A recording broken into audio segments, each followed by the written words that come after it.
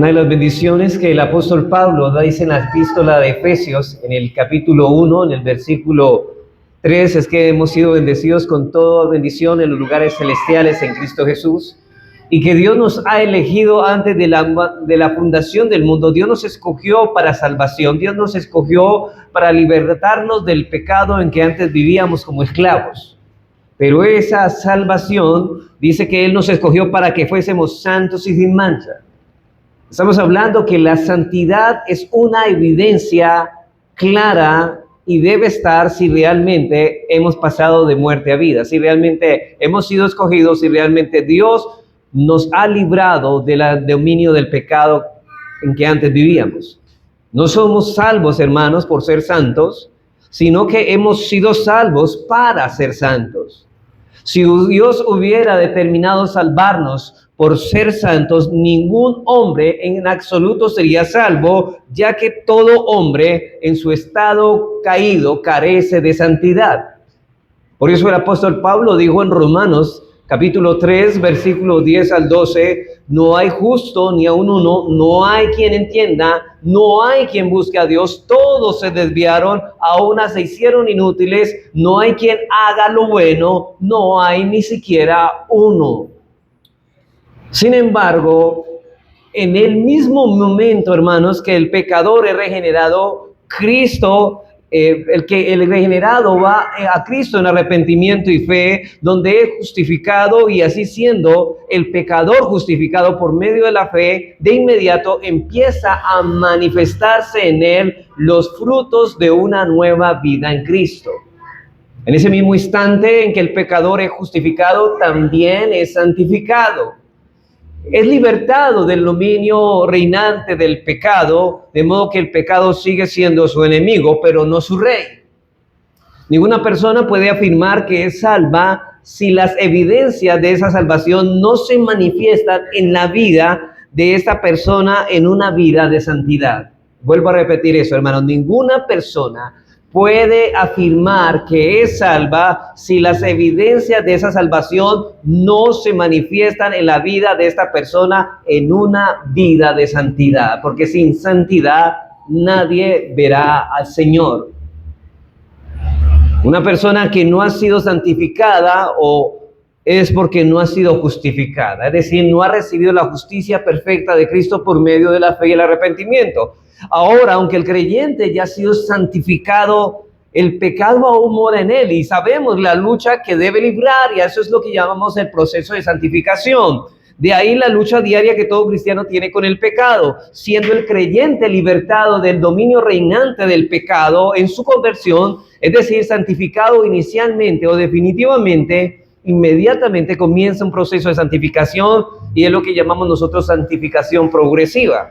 Y aquí es donde el creyente tiene la responsabilidad en ese proceso de santificación a usar los medios de gracia que Dios ha puesto para que su pueblo disponga para crecer en madurez espiritual, es decir, para crecer en santidad.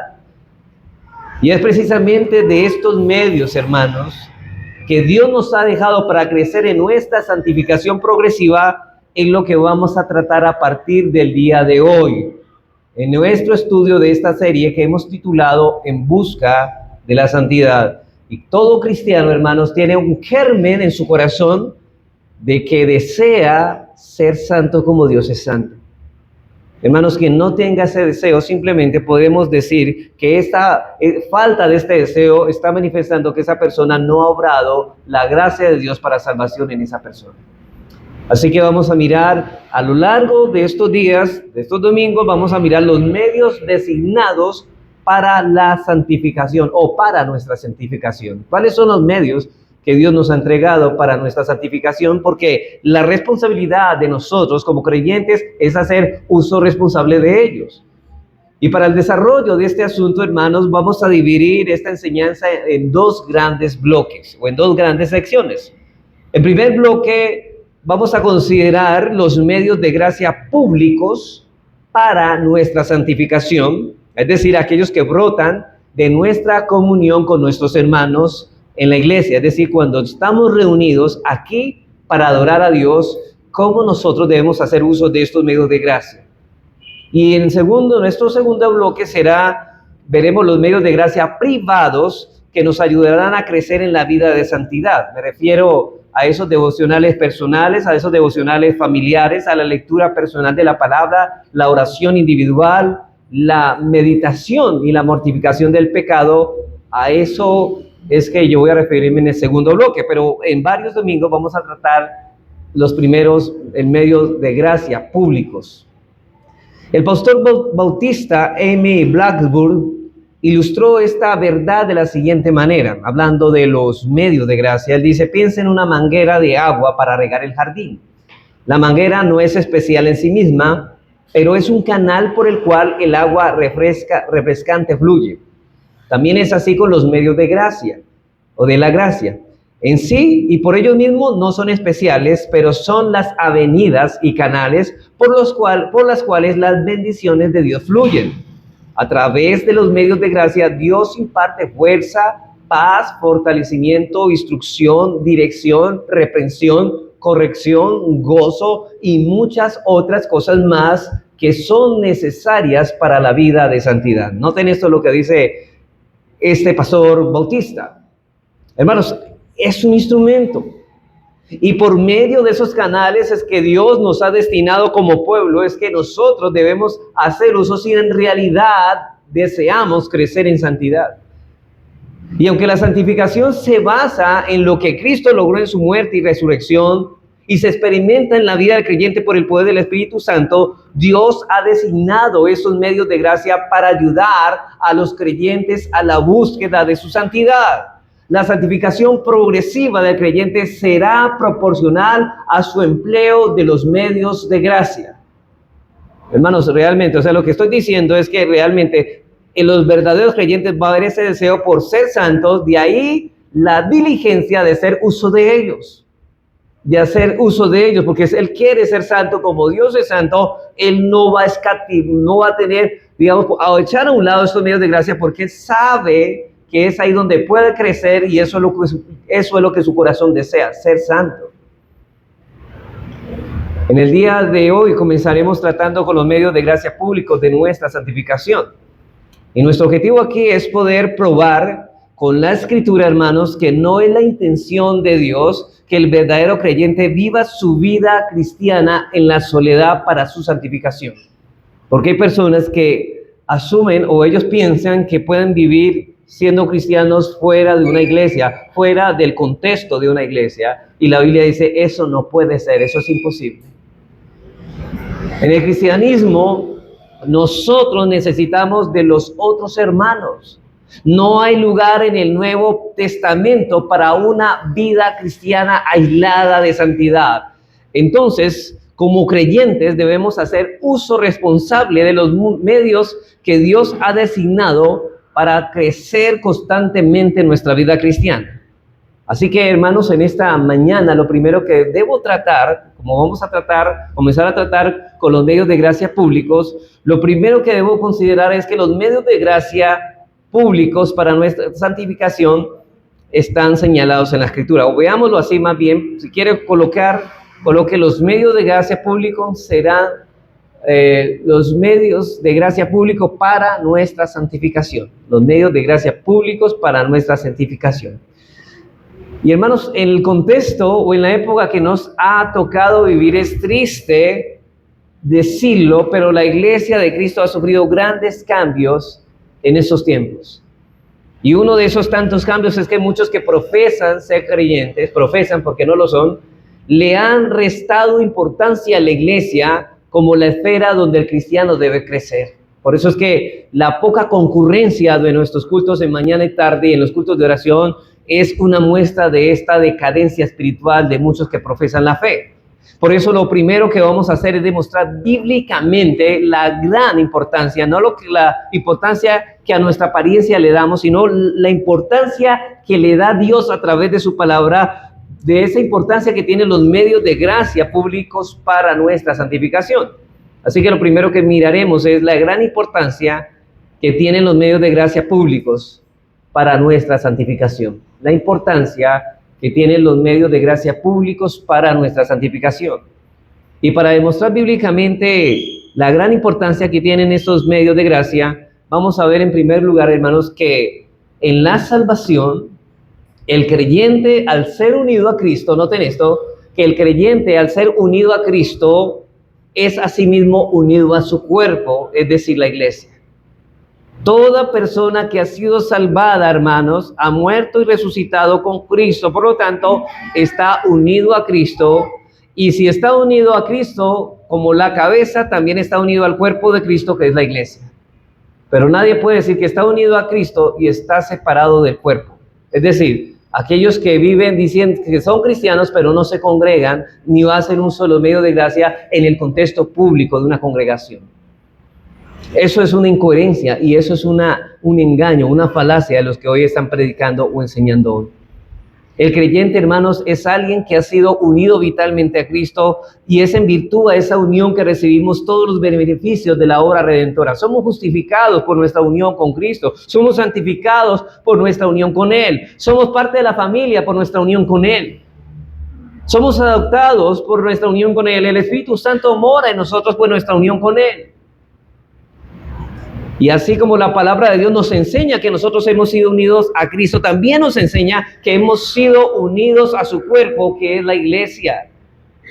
Hermanos, la iglesia debe entender de que nosotros estamos unidos unos a los otros por estar unidos a Cristo. Y hermanos, la iglesia, cuando Pablo escribe la carta a los Corintios, la iglesia de Corinto estaba atravesando por un gran problema de división y el tema eran los abusos de los dones espirituales. Ellos estaban reunidos, pero había un abuso y mal uso de los dones. Y para corregir ese mal, hace una comparación de la iglesia con el cuerpo humano. Pablo se basa en una ilustración del cuerpo de nosotros. Y vamos a 1 Corintios 12 al 13, donde Pablo señala esta ilustración para mostrarnos que así como nosotros estamos unidos a Cristo, también estamos unidos a su cuerpo. Y cada miembro de su cuerpo debe cumplir una función específica y debe llevarla a cabo para el bien del mismo cuerpo. Dice así, porque así como el cuerpo es uno y tiene muchos miembros, pero todos los miembros del cuerpo, siendo muchos, son un solo cuerpo, así también Cristo. Porque por un solo espíritu fuimos bautizados en un cuerpo, sean judíos o griegos, sean esclavos o libres, y a todos los que están en el cuerpo se nos dio a beber de un mismo espíritu. Hermanos, ustedes ven que el cuerpo humano está unido por varios miembros y todos son distintos. Hay una unidad en diversidad, una unidad. Todos los miembros son un solo cuerpo, pero cada miembro cumple una distinta función. No todos tienen la misma función. Por ejemplo, usted puede ver que aunque tengamos dos ojos, usted nunca ve que los dos ojos son iguales. Ni las dos orejas que usted tiene son iguales. Y una pierna no es igual a la otra, ni un brazo al otro. Hay diversidad, pero hay unidad y funcionan. Y cada miembro tiene una función distinta. Así es la iglesia. Es un cuerpo, pero todos los hermanos no tienen la misma función, no todos predican, no todos exhortan, no todos sirven administrativamente, todos tienen una función distinta. Y aunque todos los miembros son distintos entre sí, hacen parte de ese mismo cuerpo, y Pablo dice que precisamente eso es lo que ocurre en la iglesia. Desde nuestra conversión hemos sido unidos al cuerpo de Cristo, que es su iglesia, y aquí Pablo no se está refiriendo a la iglesia universal, sino a la iglesia local, porque le está hablando a la iglesia de Corinto específicamente. Y Pablo plantea aquí, hermanos, que nadie debe pensar que no necesita de la administración de otros hermanos dentro de la iglesia, o creer que se podría servir más activamente al Señor si tendríamos los dones de otro hermano. Es decir, no todos tenemos que predicar, pero tenemos otros dones que podemos funcionar. Pero también, hermanos, es un pecado creer que nosotros podemos crecer espiritualmente sin la necesidad de la iglesia. Y eso es una mentira y engaño de nuestro malvado corazón. Y hay personas que creen eso. Por eso es que un culto de la tarde les hace tan fácil ausentarse, porque ellos no entienden la importancia de reunirse en el día del Señor en la iglesia. Por eso es que esas personas deberían asumir, si yo crezco, entre más me reúno y me congrego, más crezco, y ese es mi deseo, pues más me voy a reunir, porque yo quiero crecer, pero también quiero poner mis dones al servicio del cuerpo de Cristo para que en lo que Dios me da también yo edifique a los demás. Así que desde nuestra conversión hemos sido unidos al cuerpo de Cristo, que es la iglesia, y aquí Pablo se está refiriendo a esa iglesia local. Y hermanos, Pablo plantea que nadie debe pensar, vuelvo y reitero, que no necesita de la administración de otro hermano dentro de la iglesia local o creer que se podría servir más activamente si tendríamos los dones del hermano. Lo que Pablo está diciendo es que todos en la iglesia local nos necesitamos unos a otros. No crean que el que predica también necesita de los demás. Nos necesitamos. Así como los demás miembros del cuerpo, de nuestro cuerpo, necesitan de otros miembros. Por ejemplo, la nariz necesita los ojos. Porque si no necesitara los ojos, ¿qué pasó con el poema de la nariz y los ojos, cierto? Se aplastó la nariz porque no quería que los ojos utilizaran las gafas para sostenerlos. Y aquí Pablo está refiriéndose a esto y dice en los versículos 26 al 27 del mismo 1 Corintios 12, de manera que si un miembro padece, note esto, todos los miembros se duelen con él. Hermanos, ¿será que una persona que poco mantiene con nosotros sabe quién está enfermo, sabe quién está pasando por una necesidad? ¿Será que siente ese dolor? No, porque está lejos del cuerpo. Pero lo hacemos, este dolor lo sentimos, nos gozamos con los que sufren dolor, nos gozamos con los que tienen alegría, porque estamos en el cuerpo, porque estamos unidos. Y si un miembro recibe honra, todos los miembros con él se gozan. Vosotros pues sois el cuerpo de Cristo y miembros cada uno en particular. Ahora, cada uno es responsable personalmente, pero somos un cuerpo. Así que Pablo no está hablando aquí de una iglesia universal, hermanos, sino de la iglesia local. Esto es una iglesia local. Y cuando una persona está unida a Cristo, está unida a esa iglesia local. Lo mismo vemos en Efesios 2, 17 al 22.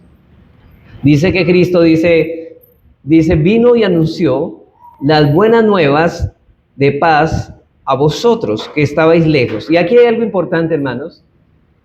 Cuando Pablo escribe esto a los hermanos de Éfeso, a la iglesia de Éfeso, él dice que Cristo vino y anunció las buenas nuevas a vosotros. Pero la pregunta es, ¿acaso Cristo vino en persona a predicarles a los hermanos de Éfeso así? No.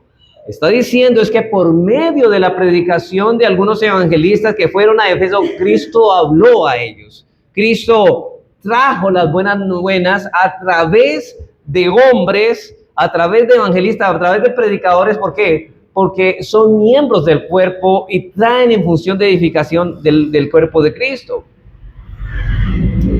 Sigue diciendo, porque por medio de él, los unos y los otros tenemos entrada por un mismo espíritu al Padre.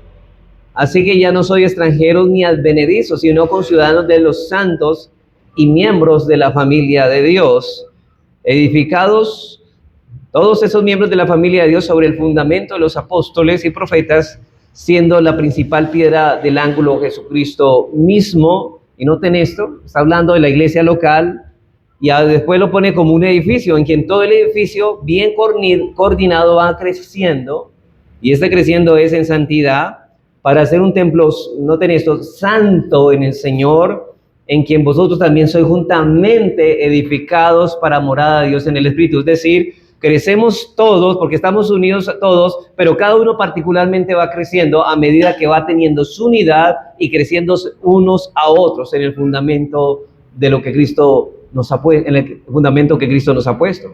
En otras palabras, así como la palabra de Dios enseña que así como cada creyente es el templo del Espíritu Santo, este texto también enseña que los creyentes juntos son un templo del Señor. Todos los creyentes unidos por el vínculo del Espíritu Santo somos el templo del Señor.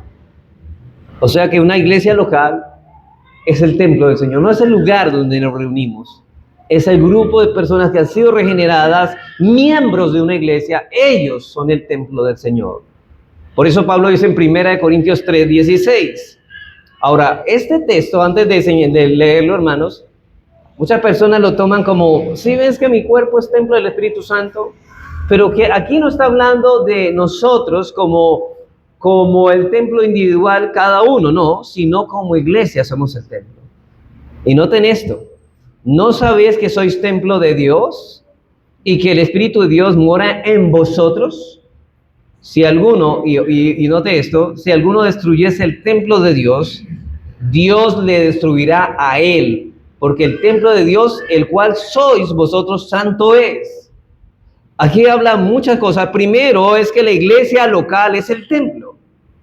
Cada miembro que se ha comprometido a vivir uno a los otros en edificación es parte de ese templo, y que ese templo va creciendo, y que ese templo que es santo, porque ya todos ellos han sido libertados del dominio reinante del pecado.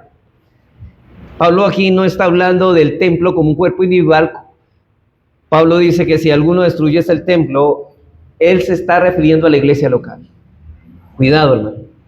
Cuidado con que usted quiera destruir una iglesia local, usted está tentando. Dice el Señor, si alguno destruyese el templo, ¿qué pasa?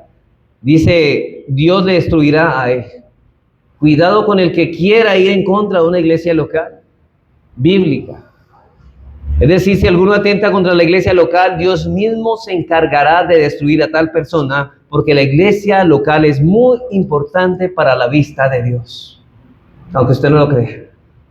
Una persona que es indiferente a las cosas de Dios, a la iglesia, esa persona está manifestando que no le interesa en nada su santidad, ni nada su familia, nada la iglesia. Por lo tanto, esa persona está manifestando quizá que no sea cristiano. Eso es lo que enseña este texto, hermanos. Y nos ha tocado vivir una época muy individualista, hermanos. Nadie quiere comprometerse, por eso que nadie quiere comprometerse con una membresía, porque no quieren compromiso. En una época donde hay muchas personas, como dice, se juntan para vivir un hombre y una mujer, pero no quieren compromiso, no se casan. No quieren saber de compromiso, quieren saber de derechos, pero no de deberes. Quieren disfrutar o ser bendecidos por una buena palabra, pero no quieren asumir un compromiso como miembros. Y hermanos, y no pertenecer a una membresía o de una iglesia es estar fuera de la iglesia, aunque esté dentro de ella, aunque esté escuchando lo que esa iglesia enseña y adora, está fuera de ella. El problema es que nadie quiere comprometerse porque nadie quiere meterse con nadie.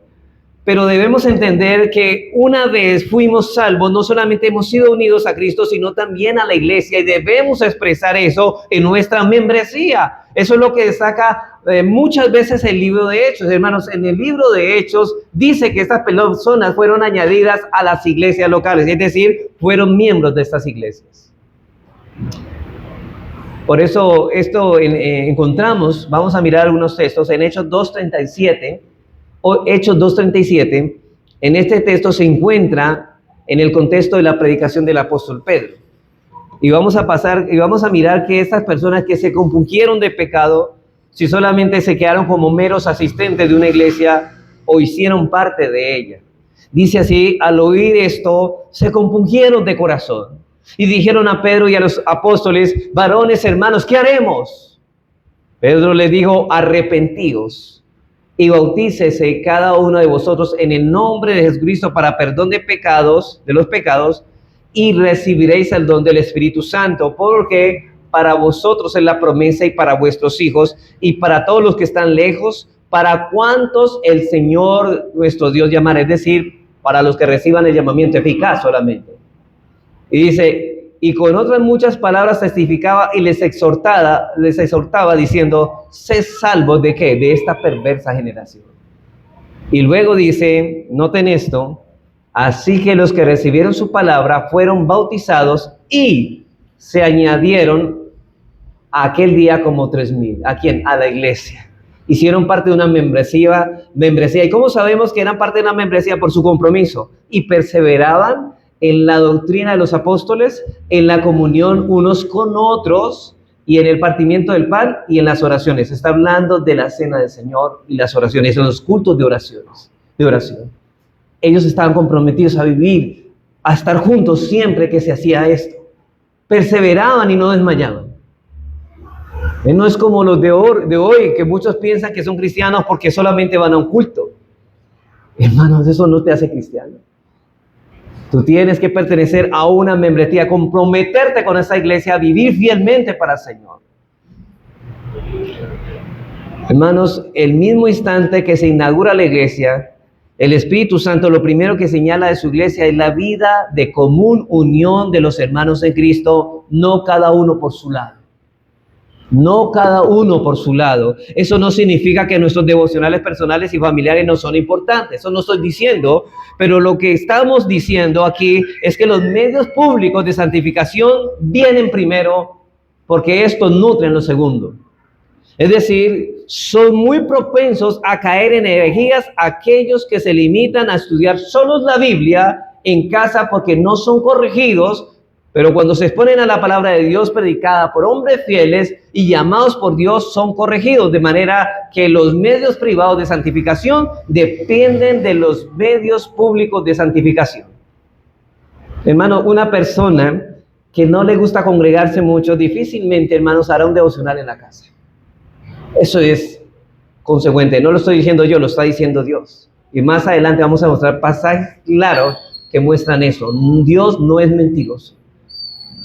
Una persona que no hace responsablemente uso de los medios de gracia públicos, esa persona tampoco tendrá una responsabilidad seria con los medios de gracia privados.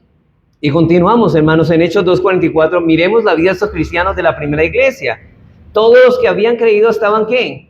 ¿Estaban cada uno por su casa? No, juntos. Y tenían en común todas las cosas. Ahora no estamos hablando aquí de comunismo. Este pasaje no está hablando de eso porque recuerden, hermanos, que Dios hace respetar el bien común, el bien propio. Cada uno tiene su bien ajeno y Dios manda a respetarlo. No estamos hablando aquí de comunismo. Pero vendían sus propiedades y bienes y lo repartían a todos según la necesidad de cada uno. El contexto aquí era porque muchos hermanos, y esto también enseña a muchos algo, hermanos, pongan atención, y es esto: muchas personas dejan la iglesia por buscar un lugar donde hay mejor salario. ¿Qué hicieron eso? ¿Por qué estas personas tenían necesidad?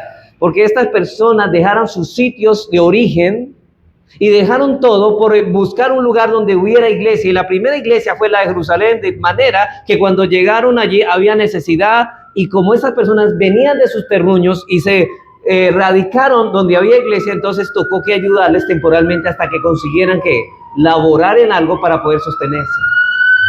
Eso es lo que pasó. Ese fue el fenómeno de lo que ocurrió en ese tiempo. Pero también dice, no solamente ayudaron a los hermanos por esa causa, esa transición, mientras conseguían en qué laborar, porque estas personas le dieron prioridad al lugar de la iglesia. ¿Y sabe por qué decían? No volvemos por ejemplo, a la ciudad de los partos. ¿Por qué? Porque allá no hay iglesia, nos vamos a quedar acá. La pregunta es, hermano, ¿ese es el pensamiento suyo? Si aquí, hermano, se le acabara el trabajo, ¿usted qué haría? ¿Saldría de aquí a un lugar donde no hay iglesia? Porque esto no hicieron los cristianos primitivos, ni nunca a través de la historia lo habrán hecho.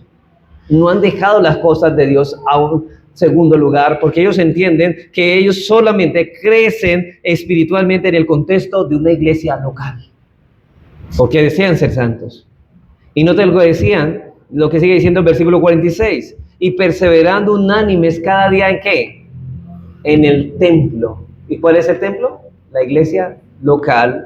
Y partiendo el pan en las casas, comían juntos con alegría y sencillez de corazón, alabando a Dios y teniendo el favor con todo el pueblo. Y note esto, y el Señor añadía cada día a la iglesia local los que habían de ser salvos, a la membresía.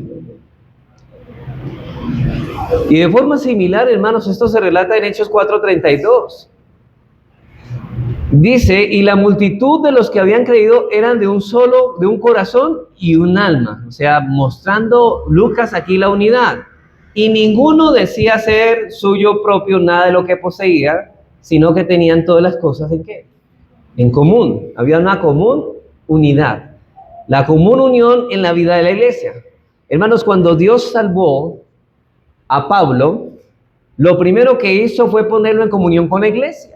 ¿Sabe qué? Llamó a un hombre, ni siquiera a un pastor ni nada, era Ananías. ¿Y sabe qué le dijo? Que vaya a donde Ananías.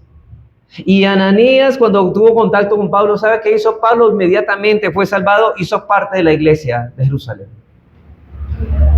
Pablo tenía que aprender que no podía vivir una vida cristiana individualmente como muchos asumen.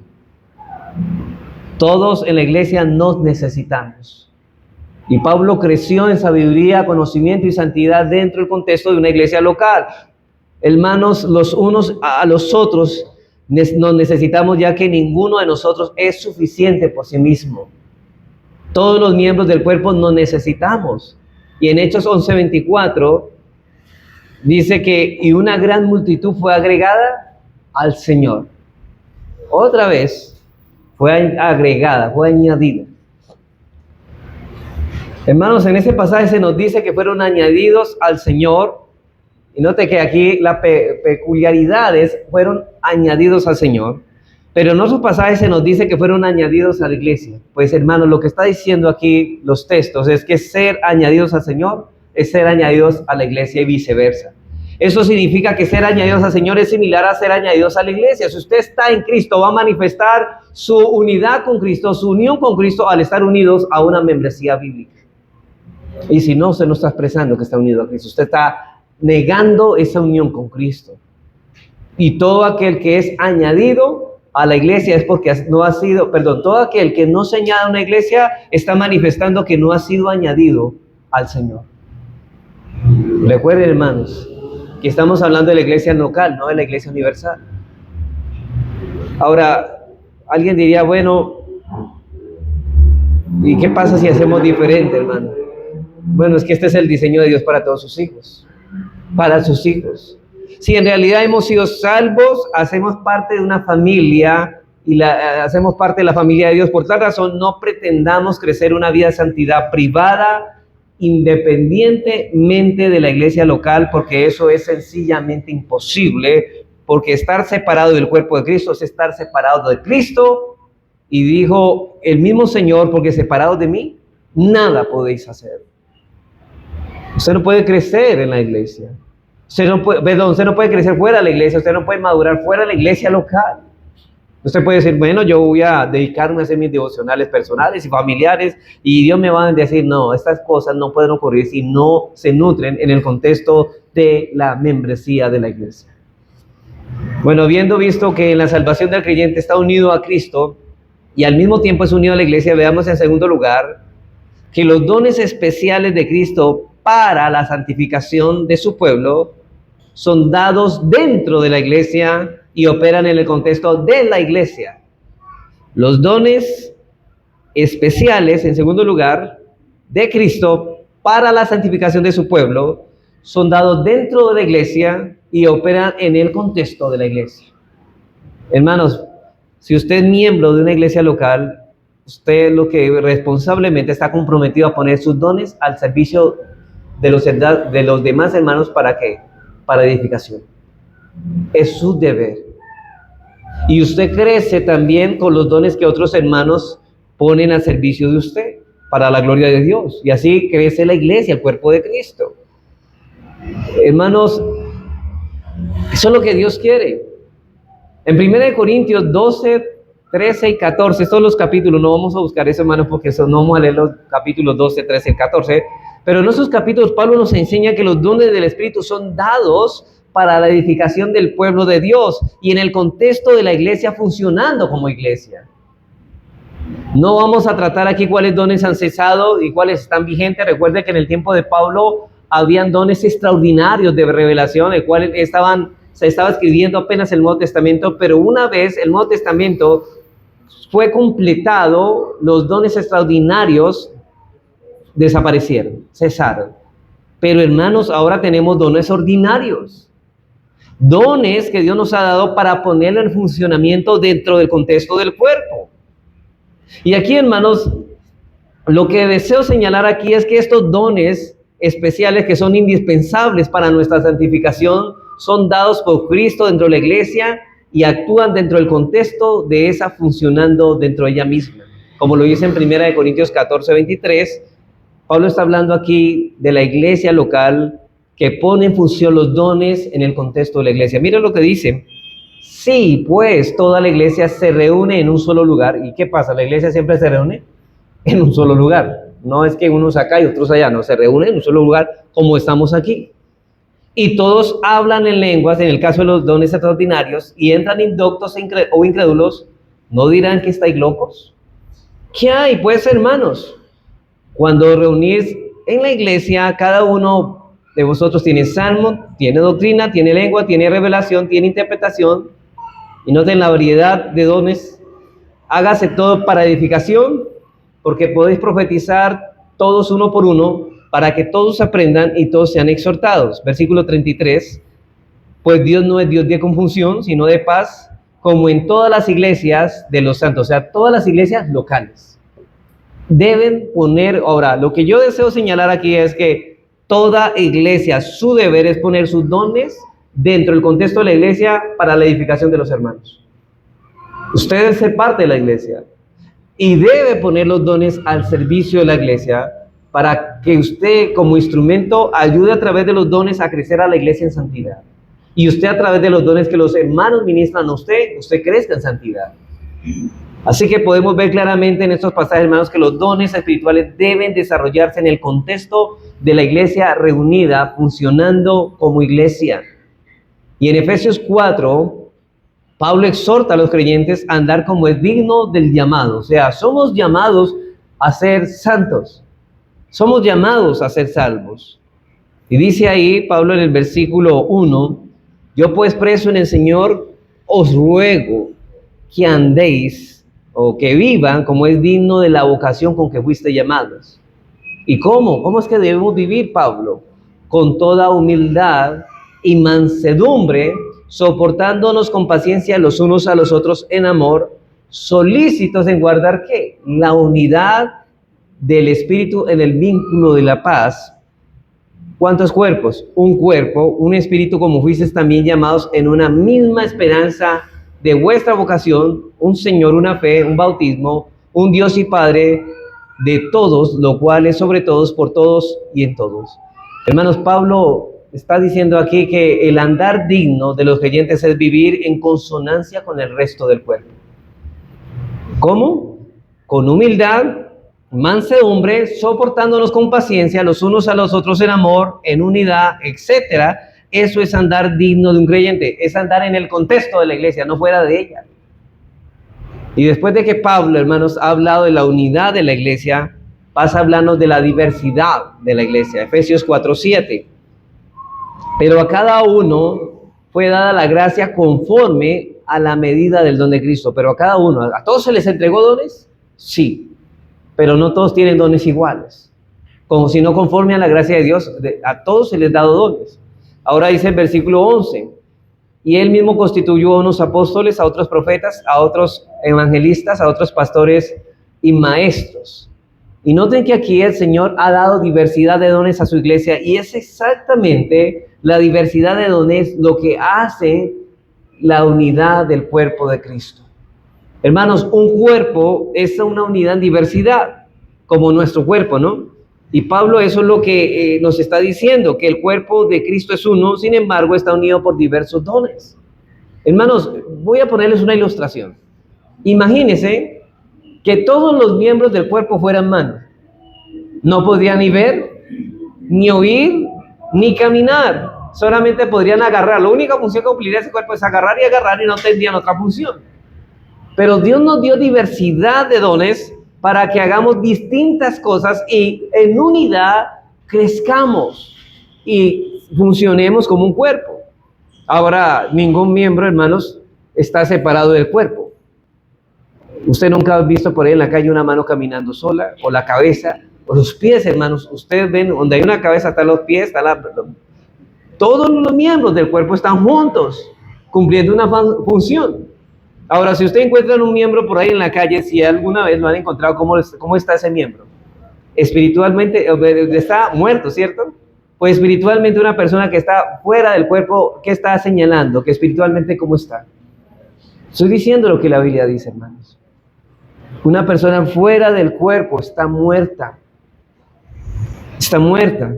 Y no sirve para nada, porque una cosa muerta, ¿para qué sirve? Mientras no esté unido al cuerpo, no sirve sino para ser echado al fuego. De hecho, literalmente estoy diciendo esto. Luego Pablo pasa a decirnos cuál es el propósito de estos dones. Efesios 4:12, noten esto, a fin de perfeccionar a los santos. ¿Somos santos? Sí, pero necesitamos ser más perfectos en santidad. ¿Se acuerdan que hablaba el domingo pasado? Ser santos como yo soy santos, ser perfectos como vuestro Padre Celestial es perfecto. Y aquí dice, a fin, ¿para qué nos reunimos? ¿Para qué tenemos y ponemos nuestros dones al servicio en unidad? A fin de perfeccionar a los santos. ¿Para qué? Para la obra del ministerio, para la edificación del cuerpo de Cristo. ¿Quién es el cuerpo de Cristo? La iglesia. Hasta que todos lleguemos ¿a dónde? A la unidad de la fe y del conocimiento del Hijo de Dios, a un varón perfecto. A eso le estamos apuntando, ¿no? A ser como ¿quién? Como Cristo. ¿Cómo se llama eso? Santificación. ¿Se acuerdan? Santificación es mortificar el pecado y conformarnos al carácter de Cristo. O sea que todo esto se desarrolla en el contexto de una iglesia poniendo sus dones en funcionamiento, y haciendo esto vamos creciendo, dice, a un varón perfecto a la medida de la estatura de plenitud de Cristo, santidad. Para que ya no seamos niños fluctuantes, o sea, no seamos inmaduros, sino que crezcamos, maduremos, llevados por doquiera de todo viento de doctrina, por estratagema de hombres que para engañar emplean con astucia la artimaña del error, sino que siguiendo la verdad en amor, crezcamos en todo aquel que es la cabeza, sigue siendo el modelo, esto es Cristo, de quien todo el cuerpo, bien concertado y unido entre sí, por todas las coyunturas que se ayudan mutuamente, según la actividad propia de cada miembro. Si ve que cada miembro tiene su propia función, su propia actividad, recibe su crecimiento para ir edificándose en amor. O sea, el miembro recibe, da, pero también recibe para el mismo ir creciendo en amor, en la verdad, para que cada vez se parezca más a Cristo. Hermanos, ustedes lo que están viendo aquí es la importancia de ser miembro de una iglesia local. No es un invento de los hombres, es lo que Dios está diciendo en su palabra. Usted, si realmente la gracia de Dios ha operado en usted debe pertenecer al cuerpo de Cristo y no estar fuera de él. Porque los dones son indispensables para nuestra santificación, son necesarios. Porque cada miembro crece cuando todos los beneficios de los dones de otros son recibidos por nosotros. Por ejemplo, hermanos, ¿a quién se debe reprender en amor? Cuando dice tu hermano peca delante de ti, llámalo tú y él estando solos. ¿A quién se debe reprender de esta manera? A personas que están dentro de una membresía de la iglesia, no fuera de ellos. Yo no lo puedo edificar con mi don, con la reprensión que yo le puedo dar a esa persona si esta persona está fuera. ¿Y cómo va a crecer esta persona? Los dones son indispensables, hermanos, para esta santificación, porque cada miembro crece cuando todos los beneficios de los dones de otros son recibidos por nosotros. Versículo 16, de quien todo el cuerpo bien concertado y unido por todas las coyunturas que se ayudan mutuamente, según la actividad propia de cada miembro, recibe su crecimiento para ir edificándose en amor.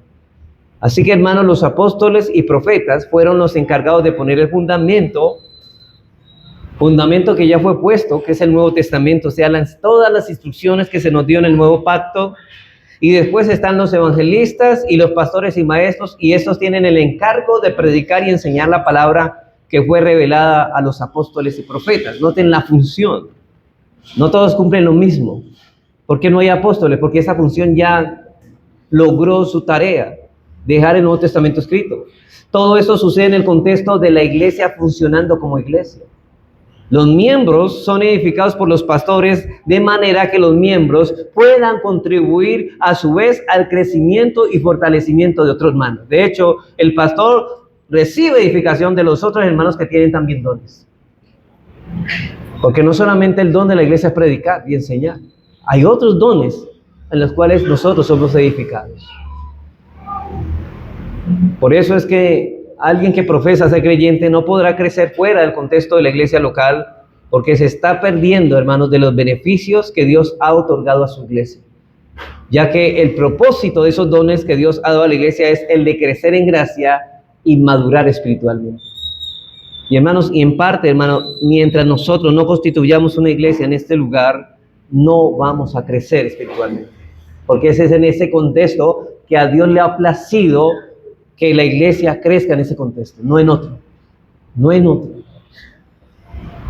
Para terminar este punto, hermanos, pasemos a considerar dos exhortaciones prácticas que podemos extraer de esta enseñanza. Yo sé que he señalado textos bíblicos contundentes,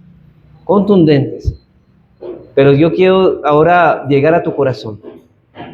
Solamente he mostrado, pero ahora quiero hablarte a ti personalmente, porque quizás usted en su corazón está pretendiendo vivir su vida como la está viviendo todavía, fuera de la iglesia. Usted que escoge los días para congregarse, cuando si realmente un cristiano no escoge los días, porque él sabe que él debe congregarse y no dejando de hacerlo como algunos tienen por costumbre. Dice, vamos a notar, la primera enseñanza que os debo señalar es esta. En primer lugar, hermanos, una persona, note esto, una persona que es indiferente hacia la iglesia local no puede tener a la vez una preocupación bíblica por su santificación personal. Una persona que es indiferente hacia la iglesia local no puede tener a la vez una preocupación bíblica por su santificación personal. Es decir, si a esa persona no le interesa mucho congregarse, hacer parte de una iglesia, de una membresía, está manifestando, ¿sabe qué? Yo no quiero ser santo. A mí no me interesa eso de ser santo. Yo quiero ser salvo, pero santo no. Hermanos, nadie puede decir que es salvo si no desea ser santo. Porque la evidencia de nuestra salvación es la santificación. Sin santidad, nadie verá al Señor. Y Él va a hacer uso de los medios de gracia. Hermanos, nadie puede estar bíblicamente preocupado por su santificación personal si Él al mismo tiempo es indiferente a la iglesia de Cristo. Y podemos ir más lejos, hermanos. Una persona, y note esto, voy a decirlo muy despacio, una persona que no está preocupada por su santificación, esta persona está manifestando que no es cristiana. Eso es lo que está manifestando, que no es cristiana. Si usted no está luchando en su interior por querer ser santo en cierta medida, y digo en cierta medida porque no todos tenemos el mismo deseo con la misma intensidad, pero todo cristiano verdadero tiene el deseo. Y si no posee alguna preocupación por su santidad, entonces usted está muerto espiritualmente hablando. Hermanos, todos los verdaderos creyentes están en alguna medida preocupados por su santificación personal, pero si usted es indiferente hacia la iglesia local, usted no está bíblicamente preocupado por ser santo. Hermanos, ¿qué es lo que nos mueve a ser santos como el Señor ser santos? Somos sus hijos y cada hijo desea ser como su padre. Y si nuestro Padre es santo, nosotros también debemos procurar los medios a toda costa para llegar a ser como Él. Hermanos, Dios ha declarado que su iglesia cumple una función crucial en el desarrollo y el crecimiento de sus hijos. Y yo sé, hermanos, que muchas personas siempre van a sacar el mismo tema. ¿Y qué pasó con el ladrón en la cruz que nunca fue a la iglesia y fue salvo? Hermanos, es un contexto distinto. Ese hombre ni siquiera podía bajarse de la cruz para congregarse. Ya iba a morir, estaba moribundo. ¿Cómo iba a congregarse? Pero sepan que si ese hombre bajara de la cruz, fuera libertado en ese momento, lo primero que haría es buscar una iglesia local donde congregarse. Se bautizaría y se reuniría con el pueblo de Dios. Y ahora, ¿cómo manifestamos? El Señor mismo le dijo, he aquí, le dijo, de cierto te digo que hoy estarás conmigo en el paraíso. Porque él entendía que si él estuviera fuera de esa cruz, ¿qué haría este ladrón o este arrepentido? Estaría con la familia de Cristo. Él sabría eso. Así que este es el principal medio que Dios ha establecido para que crezcamos en santidad. Hermanos, los pastores enseñando la palabra de Dios. Yo sé que usted llega acá a la iglesia, bueno, pastor, yo había leído esta palabra, pero no la había entendido así, ahora la entiendo. Eso no se logra leyéndolo solamente en la casa, hermano. Hay cosas que usted aprende que no aprende en su devocional privado, en su lectura privada, ¿no? Hay cosas que digo que no es que no se aprenda nada en casa, algo se aprende, pero aquí usted acaba de aprender más.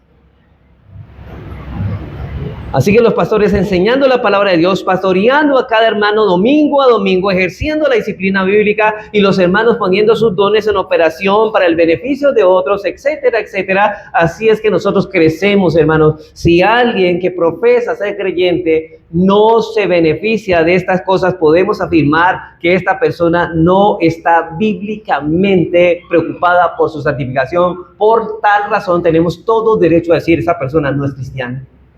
No es cristiana, hermanos. No es un hijo de Dios. Vuelvo a leer. Un hijo de Dios desea imitar a su padre. Ahora, ¿qué significado o qué significa no ser indiferente a la iglesia? Bueno, ya miramos que estas personas no lo hacen porque son indiferentes a la iglesia, porque no hay deseo de ser santos. Pero ¿qué significa si usted dice, bueno, yo no quiero ser indiferente a la iglesia? ¿Qué es eso? Entonces, ¿qué significa no ser indiferente? Bueno, significa que todo creyente que está preocupado bíblicamente por su santificación personal debe hacer lo posible por ser miembro de una iglesia local con todo lo que eso implica. Una persona que no es indiferente a la iglesia va a hacer todo lo posible por hacerse miembro de una iglesia local con todo lo que esto implica. Hermanos, no simplemente ser miembro, es estar dispuesto a estar sujeto al ministerio de dicha iglesia, al ministerio pastoral de dicha iglesia. Hebreos dice, sujetaos ¿a quién? A vuestros pastores. Estoy dispuesto a sujetarme. Dispuesto a poner los dones en operación. O sea, si usted tiene dones, usted está llamado, o sea, todo cristiano tiene dones y debe ponerlos en operación para el beneficio de los miembros de esa iglesia local, dispuesto a sostener en todo el sentido ministerial de esa iglesia, asistencia fiel a cada culto de adoración, mañana y tarde, asistencia a los cultos de oración, sosteniendo al cuerpo de Cristo con mi participación en el cuerpo. Hermanos, un miembro, una persona que desea la santidad no es el que se ausenta regularmente a los cultos. No, eso no es una persona que desea la santidad. Hermanos, un creyente que no esté haciendo esto no puede decirse que está preocupado por su santificación personal. Si no estás dispuesto a comprometerte con el pueblo de Dios, no puedes decir que estás bíblicamente interesado en tu santificación personal, porque estás menospreciando el medio que Dios ha establecido para ello. La segunda exhortación es esta. Ninguna persona puede decir que está preocupada bíblicamente por la santificación de los demás si muestra indiferencia hacia la iglesia local. Ninguna persona está preocupada bíblicamente por la santificación de los demás si demuestra indiferencia hacia la iglesia local. Hermanos, una persona que se ausenta y ni siquiera excusas da desde su ausencia en la iglesia está realmente interesado en la santidad. Una persona que es indiferente a la iglesia de Cristo está siendo indiferente con el pueblo de Cristo. Hermanos, ¿qué es aborrecer a alguien? Es no amar a alguien. La Biblia dice que el que no ama a su hermano es ¿qué? Un homicida. Y yo no estoy exagerando, eso lo dice en 1 Juan 3:16. El que no ama a su hermano, el que aborrece a su hermano, perdón, es lo mismo, es un homicida. Hermano, la iglesia no es un juego. Yo le digo, hermano, la iglesia no es un juego. Hoy muchos juegan a la iglesia, pero eso no es un juego.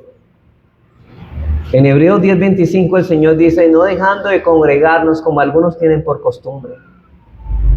Y como si el autor de Hebreos previera los pensamientos que van a venir en las mentes cuando fue exhortado esto, ¿sabe que algunos dirían, bueno, yo prefiero caer en las manos de Dios que en las manos de la disciplina eclesiástica?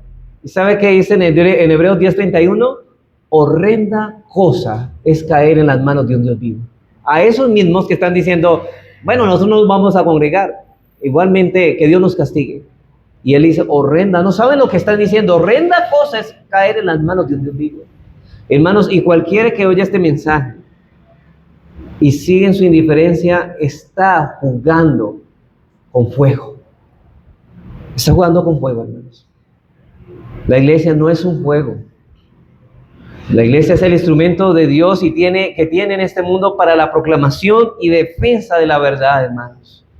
Por eso Pablo le dijo a Timoteo, ¿qué es la iglesia, hermanos? Le dijo, porque si tardo, le digo a Timoteo, sepas cómo conducirte en la casa de Dios, que es la iglesia de Dios. Y aquí está hablando de la iglesia local. La iglesia, este lugar, hermanos, los hermanos reunidos, ¿saben qué es? ¿Cómo se llama esto? La casa de Dios. No es cualquier casa. Pero muchos hombres prefieren la casa del mundo que la casa de Dios. Hermano, ¿usted qué prefiere? ¿La casa de Dios o los lugares de maldad como cantábamos en el himno? Pero muchos hombres prefieren lugares de entretenimiento, de diversión en el día del Señor que la casa de Dios. La pregunta, ¿esas personas están manifestando que desean ser santos? ¿Están manifestando que son hijos de Dios? Porque la iglesia es columna, es la casa del Dios viviente, columna y baluarte de la verdad. Y termino con esta cita, hermanos. En el Salmo 87:2 dice, este salmo dice: ama Jehová las puertas de Sión más que las moradas de Jacob. Lo que está diciendo, el Señor ama más el lugar público de su adoración, la iglesia local, que las moradas de Jacob. Es decir, el culto familiar y el culto personal, Dios ama más que nosotros estemos en la casa de Dios adorándole. Hagamos una cosa sin dejar de hacer la otra, pero sepan que Dios ama más que estemos aquí que aún que el estar en lo privado. Él ama más las puertas de Sión que las moradas de Jacob. Dios ama a su pueblo congregado, ama las puertas de Sión que la morada de Jacob, los miembros de su pueblo individualmente. Dios se glorifica en su pueblo de una manera especial, y una persona que se pierde ese privilegio no puede crecer en santidad personal, no puede. Sencillamente no puede, hermano, es imposible. Así que todo pensamiento que lo lleve, hermanos, a apartarlo de los cultos públicos es del enemigo de las almas, hermanos, es del diablo. Todo pensamiento que usted lo lleve de alejarse de los cultos públicos, esos vienen del enemigo. Eso no viene de Dios. No piense que eso viene de Dios. Y eso es del mundo. El enemigo sistemáticamente lo va alejando de los cultos, con pensamientos como: usted no necesita estar metido en una iglesia para ser cristiano. ¿Sí? ¿Ha escuchado estas palabras de personas? Usted no necesita ser tan metido en una iglesia para ser cristiano. O con que vaya una vez a la iglesia está bien. No sea exagerado. Y todo eso lo hace el diablo para apartarlo del culto público, hermanos. Y ahora que viene 24 y 31, plenamente domingo, hermano. Muchos van a razonar: bueno, yo prefiero estar con mi familia, yo no voy a hacer nada malo, no voy a ir a la iglesia porque voy a atender a mi familia, hermano. Usted está dando prioridad a las cosas de este mundo que a Dios. Usted está siendo indiferente con la iglesia. Hermano, así usted me puede decir: no sea exagerado. No estoy siendo exagerado. Horrenda cosa es caer en las manos de un Dios vivo. Usted está jugando con fuego.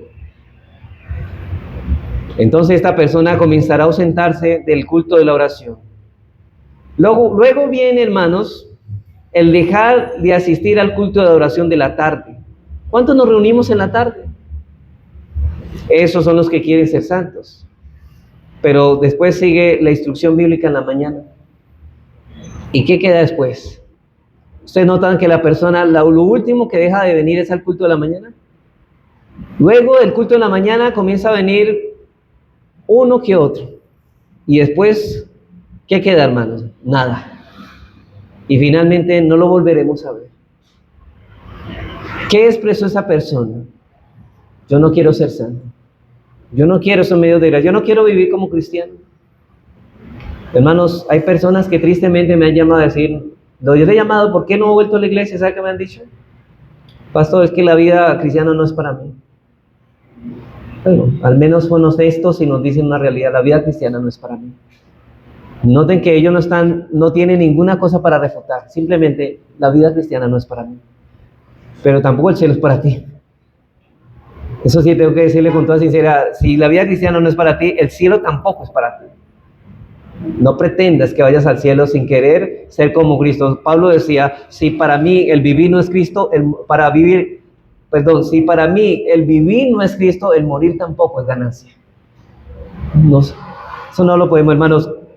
Alguien decía: el grupo con que estamos aquí, al grupo que le damos prioridad aquí, es en el grupo que vamos a estar por la eternidad allá en los cielos. ¿Cuál es el grupo? ¿En qué grupo estás tú? ¿En la familia de la fe o en tu familia de sangre? Porque esto va a ser un examen para estos días, sobre todo cuando la gente dice, ay, pastor, es que el 24 y el 31, usted sabe que es un tema para la familia y todo. Hermanos, ¿qué se celebra el 24 de diciembre para el pueblo del Señor? Y el 31, ni Navidad ni Año Nuevo, hermanos. Nosotros celebramos, es el día del Señor. No hay lugar para otra fiesta.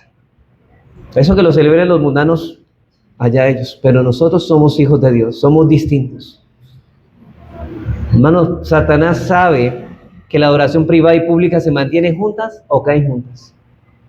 Dios ama las puertas de Sion más que las moras de Jacob, y los que así lo hacemos estaremos imitando a Dios en esto, hermanos. Recuerden, hermanos, que los pensamientos de Dios nos acercan más donde Él está. Así que examine esto, hermanos. Examine esto con todo el corazón y no deje, hermanos, que las cosas de este mundo lo arrastren. Que Dios nos ayude. Vamos a orar.